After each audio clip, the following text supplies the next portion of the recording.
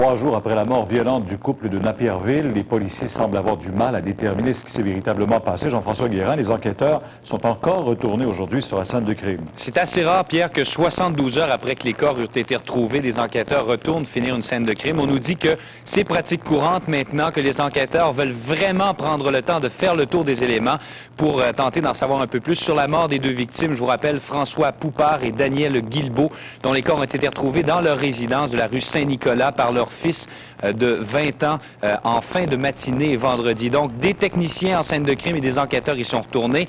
On veut vraiment terminer cette scène-là avant de rencontrer des témoins et d'éventuels suspects. Je vous le dis tout de suite, des suspects, il n'y en a pas pour l'instant. Et évidemment, personne ne peut être écarté. On sait qu'il n'y avait pas de traces d'effraction à l'extérieur de la résidence, que le meurtre pourra avoir eu lieu soit en fin de soirée jeudi ou alors dans la nuit de jeudi à vendredi, parce que les deux victimes étaient dans une tenue qui laissait croire qu'elles étaient au lit ou alors se préparaient à se mettre au lit.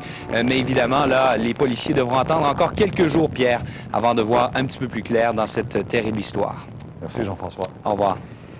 Maintenant, la flambée du prix des maisons provoque du curieux phénomène dans les quartiers huppés de Montréal. Il y a des propriétés de plusieurs centaines de milliers de dollars qui sont déclarées avoir été vendues pour la somme symbolique de 1 $, ce qui permet aux acheteurs d'économiser des milliers de dollars en droits de mutation, ce qu'on appelle communément la taxe de bienvenue. C'est une manœuvre qui a déclenché une enquête de la Chambre des notaires et aussi de la Ville de Montréal.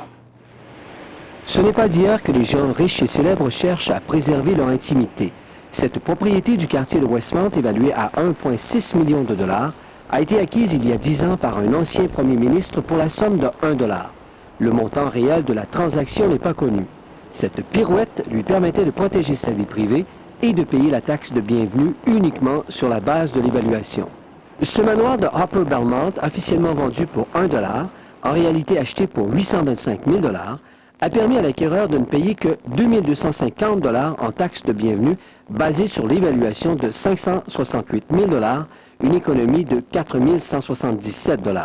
La Chambre des notaires a ordonné une enquête sur ces pratiques. Bon, écoutez, ça va de la simple imprimante jusqu'à la radiation, là. Ce spécialiste en déontologie indique que les notaires qui agissent dans l'intérêt exclusif de leurs clients commettent ainsi une infraction à la dignité de leur profession.